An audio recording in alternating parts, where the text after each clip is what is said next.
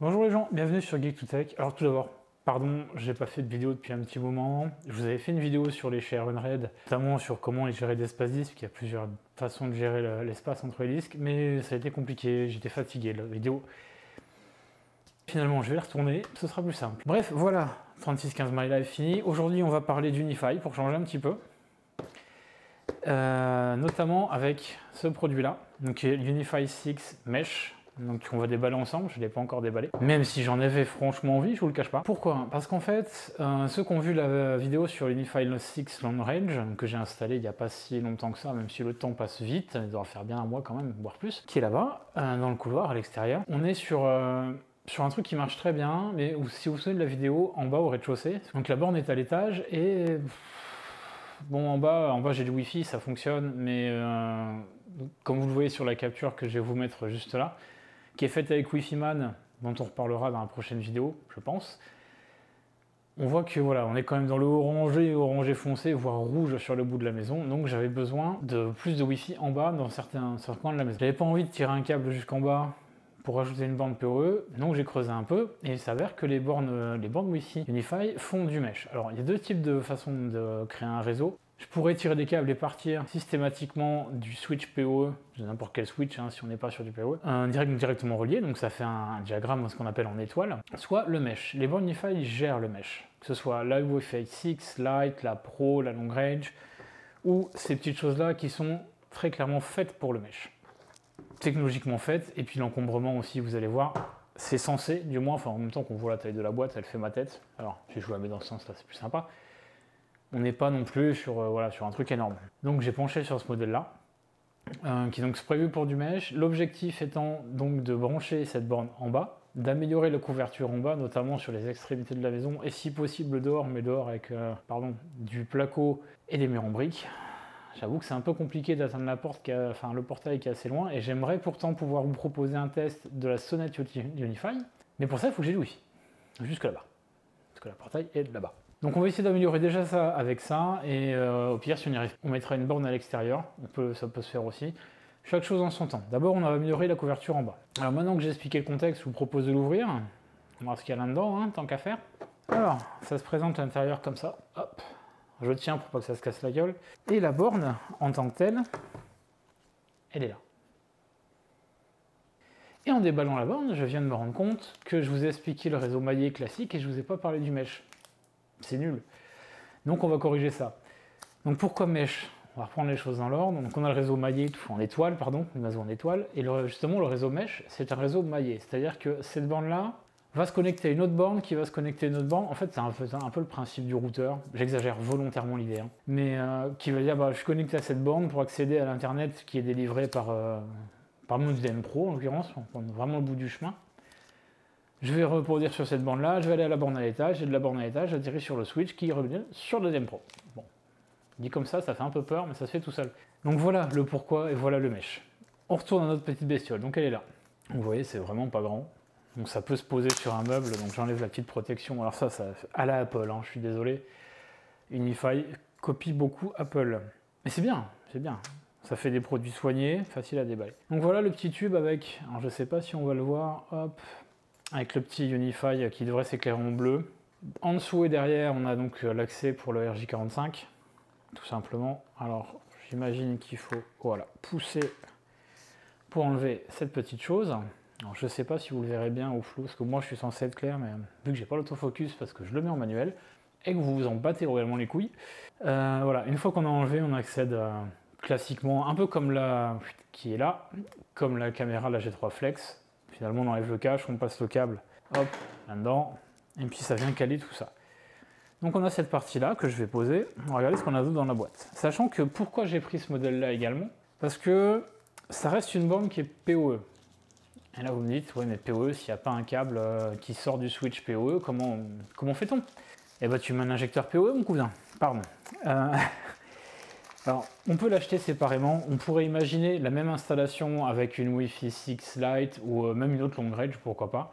J'y ai pensé, pour être franc j'y ai pensé. Et puis on achète un injecteur PoE à côté, avec la bonne norme, faites attention, il y a plusieurs normes PoE.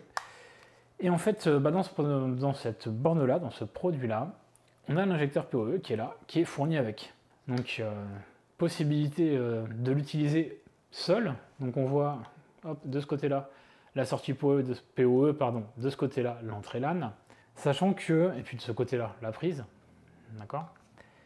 Sachant que j'aurais besoin que d'un câble. Le but est de faire du mesh. Donc j'alimente ici, j'alimente la borne ici, fin de l'histoire. Alors on remarque un petit truc sympa, c'est qu'il y a un petit socle qu'on peut venir visser ici et ici, pour suspendre entre guillemets pour fixer du moins, pas suspendre justement, l'injecteur PoE.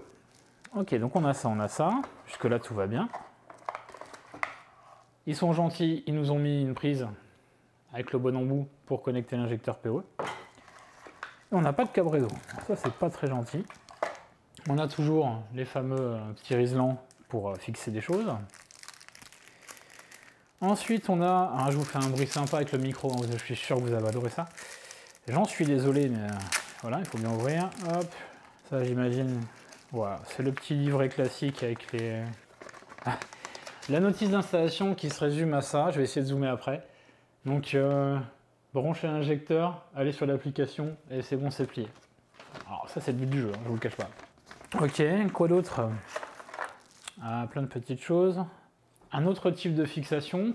Alors si vous vous souvenez de la vidéo sur l'Unify G3 Flex, c'est exactement la même pièce. Donc ça c'est pour venir claquer au mur. Et la même chose pour voir un petit rajout de hauteur, c'est exactement les mêmes pièces. Et bien sûr, Unify vous fournit les vis. Ce que je vous propose, c'est que je vais la brancher. Alors pas son emplacement définitif tout de suite parce que j'ai pas envie de descendre le setup pour filmer.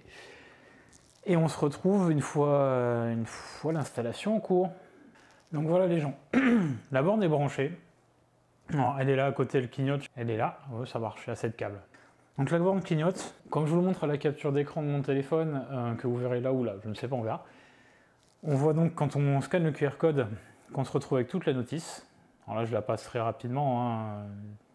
C'est la même chose que sur la G3 Flex à peu de choses près. Et la fin de l'étape, enfin la dernière étape, c'est donc de faire du Unify Network. Donc on va faire du Unify Network pour récupérer cette borne. Je suis connecté à Zeus. Voilà, magnifique. Vous avez vu, je n'ai rien fait, j'ai lancé l'application. Il me dit, bah tiens, j'ai trouvé un nouvel équipement. Alors il dit, attente de découverte, je vais le laisser finir. Donc voilà, ça a pris un peu de temps en fait, c'est moi qui ai été impatient. Donc on a bien l'Unify 6 Mesh qui est remonté. En fait, il fallait laisser finir, je me suis un peu emballé sur l'accélération des choses. Il fallait donc juste laisser finir, la petite barre bleue qu'il y avait en bas.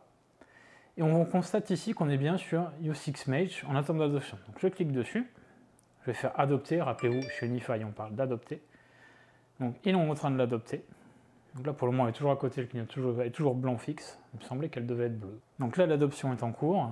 Alors, ce qu'on peut constater sur le téléphone, ce qu'on voit déjà, c'est le nom, l'adresse MAC, le modèle, la version, donc on va se manger une mise à jour, j'en suis certain, le lien montant et le groupe. J'ai qu'un seul groupe donc sur les bornes, parce que j'en avais qu'une. Il est possible de l'affecter donc à un certain groupe qui va propager certains réseaux Wi-Fi, et donc, par extension, certains VLAN. Donc là, donc on a un peu plus de choses du coup.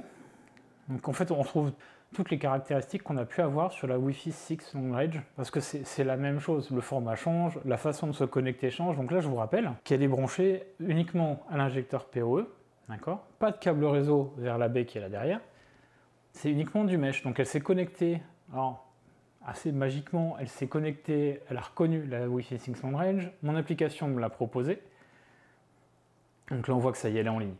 Mon application me l'a proposé. Je l'ai laissé faire, j'étais un peu impatient, j'aurais dû patienter un tout petit peu.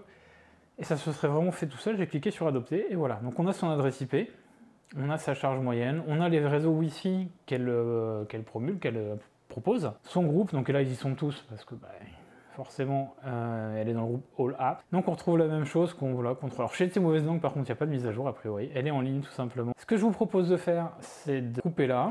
Je vais la descendre à son emplacement définitif, refaire un Wi-Fi Man pour voir un peu la couverture, ce que ça a donné. Comme ça, vous aurez l'avant, l'après. Et puis, on se retrouve à ce moment-là.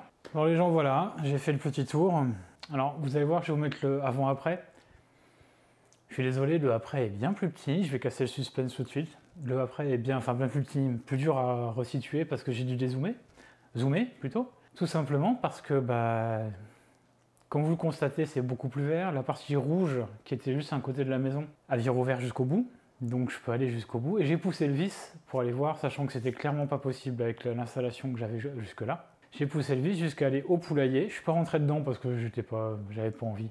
Voilà, je suis sûr que je capte dans le poulailler, donc encore plus loin, parce que je suis pas dans le rouge, je suis dans l'orange foncé. Et la bonne nouvelle, c'est que j'ai été voir devant, au niveau, à l'endroit où je devrais mettre la sonnette Unify. Et a priori, j'ai du Wi-Fi. Enfin, c'est pas a priori, j'ai du Wi-Fi comme vous le pouvez le constater. Donc dans les tests à venir, il y aura certainement la sonnette Unify, hein. C'est le but du jeu. J'ai pas fait de speed test, ça pourrait être intéressant, non? Je reviens. Bon voilà les gens, je suis un peu essoufflé, monter et descendre les escaliers au bout d'un moment. Voilà, hein. Oh, bref.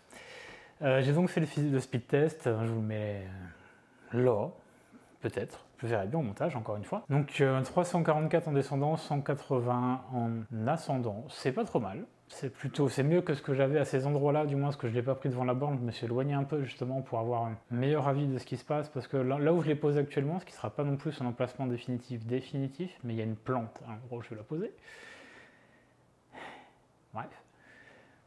Et elle est juste en dessous, du coup, juste en dessous, il y a un étage. Hein, les gens, mais juste en dessous quand même, donc j'ai été me prendre un peu plus loin. Et donc on voit bien, on a un débit correct. L'avantage de ce système, c'est que quand je descends, alors c'est pas instant, mais bien évidemment mon téléphone switch tout seul, parce que c'est le même réseau Wi-Fi, c'est Unify Network qui gère, je switch tout seul sur l'autre borne. Je n'ai pas changé la borne, bien évidemment, ça se fait, c'est transparent. Là je suis remonté, je suis repassé sur la borne étage qui est juste là. C'est magique. J'adore la magie, moi perso, comme je suis un enfant, donc j'adore la magie. Par contre, sur l'appli Wi-Fi-Man, dont on reparlera dans la prochaine vidéo, j'ai des tests de débit qui sont un peu plus étranges. Sachant que là, j'ai du 344, quand je fais le test de débit avec l'appli Wi-Fi-Man et non pas Speed Test, qui vaut ce qu'il vaut, mais qui reste une référence pour comparer les choses, c'est plutôt pas mal. Après, ça vaut ce que ça vaut, mais on ne rentrera pas dans ce détail-là aujourd'hui. Et donc voilà, j'ai des différences entre les deux, faut que je comprenne pourquoi, parce que l'écart est pas ridicule, il est sévèrement important. Par contre, sur l'appli Wi-Fi-Man, j'ai remarqué qu'on était sur du 40 MHz sur le Wi-Fi 5 GHz. Rappelez-vous la vidéo sur l'Unify 6 Long Range. Donc il y a de l'opti à faire pour avoir des débits encore meilleurs, mais là voilà, c'est un premier jet. Ce que je voulais surtout vous partager, c'est le côté mesh, parce que c'est pas forcément... Alors on en entend de plus en plus parler, il n'y a bien évidemment pas qu'Unify qui fait ce genre de choses. C'est même pas les précurseurs du sujet, hein, loin de là, c'est pas... Mais bon, vous savez que j'aime le matos Unify. J'ai un environnement qui commence à être pas mal Unify, ce qui me permet d'avoir de la métrique, ce qui me permet de faire beaucoup de choses facilement. Et justement, c'est ce côté facile que je voulais vous montrer. Donc voilà, j'ai branché la borne, petit câble, un câble réseau pour le PoE, l'injecteur PoE. L'appli le détecte, on est un peu plus patient que moi, et ça va sur proposer l'adoption. Et puis c'est fini, il n'y a rien d'autre à faire. Bien évidemment, là ce que je vais faire, ce que je vous ai dit il y a 2 minutes, je vais faire du tuning pour essayer de rendre la borne un peu plus efficace. Parce que je suis un geek, parce que c'est mon métier, parce que j'aime ça. Honnêtement, vous le branchez, ça marche très bien. Hein. Je suis descendu, ça a switché dessus en quelques minutes, sans que j'ai rien à lui demander. Alors dans Wi-Fi-Man, je vois le switch, parce qu'il m'en informe justement, mais on en reparlera de l'appli, on en reparlera. Bref, tout ça pour dire que c'est simple. Si vous voulez étendre votre réseau Wi-Fi, en gros c'est le principe du répétiteur, hein, quelque part, pour faire simple. En mieux, quand même, parce qu'on est sur du matériel qui est un peu plus technologiquement avancé. On peut le gérer, on peut y passer des VLAN, enfin voilà, c'est une borne comme une autre, et pas qu'un simple répétiteur qui va se connecter à un réseau Wi-Fi pour vous l'étendre. Là, j'ai propagé tous mes VLAN, alors il n'y en a pas des masses, bien évidemment parce que je suis à la maison, bien qu'il y en a déjà trop pour la maison, et il va y en avoir d'autres. Et oh, putain, j'ai chaud. Ouh, il fait une chaleur à crever. Et je vis dans le nord, je vous rappelle. Bon ok, il y a les spots qui m'éclairent la gueule, mais encore une fois, 3615 My Life, je suis désolé, on finit sur cette vidéo pour le coup.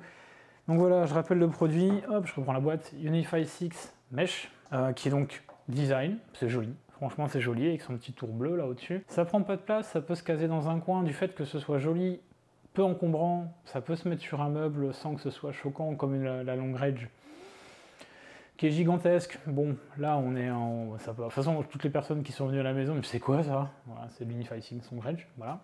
Que là, je vais le poser, je vais faire le test, je vous le dirai, hein, je reviendrai sur le sujet certainement dans d'autres vidéos, on verra bien si quelqu'un la percute. Je ne suis même pas sûr que quelqu'un la voit, très honnêtement. Donc voilà, ça fonctionne, c'est sexy, c'est de l'Unify, donc plug and play, et voilà. Privé de pro, elle est un peu chère, 180 €, mais 104 de mémoire.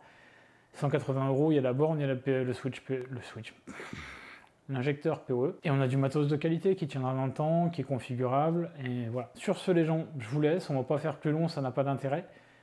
Merci d'avoir regardé la vidéo. Si ça vous a plu, le petit pouce, il fait toujours plaisir. Vous savez, les trucs de youtubeurs là, petit pouce bleu, petit commentaire, petite cloche.